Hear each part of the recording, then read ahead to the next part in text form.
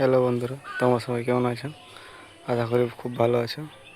আমিও খুব ভালো আছি। আমার এই গাঁটফাটা ব্লকে আপনাদের স্বাগতম। দেখতেই পাচ্ছ কাতলা সুন্দরী সকল ভেসেছে, কিন্তু ছিপ আড়লে একটাও মাছ খায় না।